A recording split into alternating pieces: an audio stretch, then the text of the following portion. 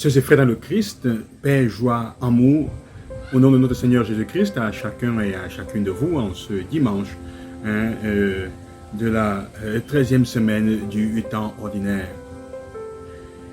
Le thème qui unit les lectures de ce jour peut être considéré comme, je peux le reformuler comme étant celui qui suit. Si nous voulons être heureux, il faut être capable de trouver quelle est la mission pour laquelle nous avons été faits. Et quand nous avons trouvé quelle est notre mission de vie, comme on l'appelle, nous devons la vivre, nous devons rester fidèles à cela. Et c'est le secret du bonheur pour notre vie. Être fidèle à cela signifie faire un choix concret pour rester libre de pouvoir laisser notre vie être guidée par cette mission. Et cela suppose renoncement, décision, même bagarre et lutte parfois. C'est un peu ce qu'on voit déjà dans l'évangile d'aujourd'hui. Et bon, la première lecture d'Élisée, la vocation d'Élisée qui... Élie passe et jette son manteau sur lui. Élisée le suit et dit, mais attends que j'aille d'abord saluer mes parents, dis au revoir. Et il dit, qu'est-ce que j'ai fait? Je ne t'ai rien demandé. Quand dans la parole de Dieu, jeter le manteau, c'est choisir quelqu'un. Mais en fait, Élie est en train de lui dire, tu es libre de faire ce que tu veux. Si tu es d'accord et tu penses que c'est ton cheminement, c'est à toi de faire les pas qu'il faut. La liberté dans la fidélité absolue. La fidélité absolue est basée, ou plutôt repose sur une nécessité de liberté aussi forte. Alors, l'autre aspect, c'est celui du psaume que nous écoutons, le psaume qui parle de fidélité. Le combat pour la fidélité repose sur la confiance exprimée en Dieu, le psaume 15. Il repose sur la fidélité, sur cela. La confiance exprimée en Dieu, c'est sur cela qu'il repose. Donc à chacun de nous de faire l'expérience de la prouesse de Dieu, comment il est fidèle à ses promesses. L'évangile nous parle dans de la lettre aux Galates de Paul qui fait comprendre que le Christ fait de nous des hommes et des femmes libres. Comment? La liberté apportée par le Christ est une chose qui se manifeste dans le comportement.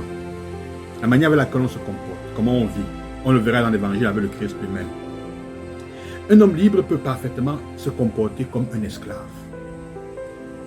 Esclave de soi-même, esclave de son égoïsme, esclave de son ego. Alors, Paul nous fait comprendre qu'il y a deux catégories de personnes si on voulait les diviser. L'esclavage, c'est satisfaire son égoïsme. Et la liberté, en fait, c'est se mettre au service des uns des autres par amour. C'est un choix. Et c'est le choix que Jésus fait dans l'évangile. Pour cela, pour faire le bon choix, il faut découvrir quelle est sa mission de vie sur la terre. Pourquoi nous sommes là. Et agir selon cette dernière. L'évangile dit que Jésus la découvre et il se dirige résolument vers Jérusalem parce qu'il comprend que désormais, pour être fidèle à ce qu'il a, à ce qu'il cherche, pour être fidèle, il doit donner sa vie. Il se décide. Dans sa liberté, il fait un choix radical. Donner sa vie pour les uns et les autres. Cela suppose aussi un certain nombre de choses. Dans son cheminement, dans l'évangile d'aujourd'hui, les trois appels de vocation que nous voyons disent que Jésus nous font comprendre comment Jésus a renoncé. À quoi est-ce qu'il a renoncé? Au premier, il dit clairement qu'il lui dit, je veux te suivre là où tu iras. Il dit, les renards ont des terriers et des tanières. Moi, je n'ai pas là où reposer sa tête. Ça veut dire, quand tu me suis, sache que tu dois être, quand tu choisis le chemin de la liberté, de suivre et de vivre selon ta mission de vie, sache que tu seras précaire quelquefois. Après toi, vivre dans la précarité, c'est un moment. La deuxième chose, c'est, ou plutôt, quand je dis précarité, ça veut dire une forme d'insécurité là où rien n'est sûr. La deuxième chose, c'est, on dit, il dit, permets-moi d'aller d'abord enterrer mon père. Jésus lui dit, laisse les morts enterrer les morts. Il semble être dur. Mais Jésus est en train de lui dire que rien ne te retienne dans le passé. Quand tu choisis ta mission, la fidélité veut dire que rien ne doit te faire entrer en arrêt, te retenir dans le passé. Tout comme le dernier, il dira, qui met la main à la charrue raide en arrêt n'est pas digne de moi. Il faut être plongé vers le futur. Se remettre devant, regarder là où on va. Quand on a fait un choix concret, regardez là où on va pour se battre pour tout. Il va répondre à un certain moment aux disciples au début, quand il fait le choix, on ne l'accueille pas dans la ville de Samaritains. Ses disciples veulent brûler le lieu. Il dit, méfiez-vous. Faites attention au fait que quand vous choisissez la voie du bien, il y a toujours quelqu'un ou quelque chose qui va tenter de vous faire choisir, de faire répondre aux obstacles avec un moyen qui n'est pas le vôtre, la violence. Il demande, soyez très vigilants. Quand tu as choisi de suivre Jésus dans la fidélité et de vivre l'amour, il y a toujours quelqu'un qui va tenter, ou une situation où on va tenter de te faire vivre pour ton ego. Seigneur, laisse que nous brûlions ce village. C'est l'ego qui parle. Se montrer que nous sommes quelque chose. Il dit, ça va toujours arriver. La violence, faites attention. L'égoïsme va te pousser à mordre. L'égoïsme nous pousse souvent à mordre et à nous dévorer mutuellement. Et on se détruit mutuellement. C'est pour ça que ça nous emprisonne. C'est ça le vrai esclavage. Servir notre égoïsme, servir notre ego, plutôt que de servir le monde, mettre au service du monde nos capacités, ce que nous sommes. C'est ça la vraie liberté. Mais parce que c'est un choix. C'est un choix. La fidélité donc en tout, la fidélité au baptême suppose un renoncement. Jésus dit qu'il faut renoncer à quelque chose. C'est pour ça qu'il va vers Jérusalem.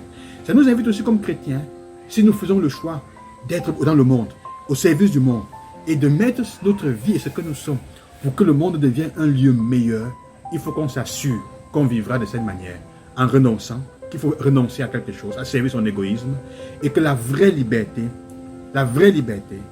porte à la fidélité. Et la fidélité suppose le renoncement et un choix décisif de ce qu'on veut faire, du style de vie qu'on veut embrasser.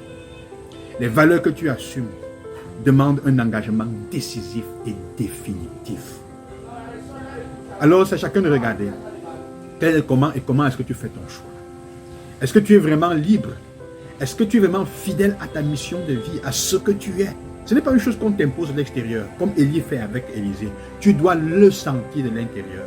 Et c'est la marque que tu vas laisser dans le monde, la marque que tu dois laisser dans ce que tu fais. Élisée est choisi pour suivre Élie, mais il ne le fera jamais comme lui. Il ne sera pas comme lui. Alors, apprenons du Seigneur aujourd'hui deux choses. La décisivité dans ce que nous devons faire. Se diriger résolument, parce qu'il a compris ce pourquoi il est là.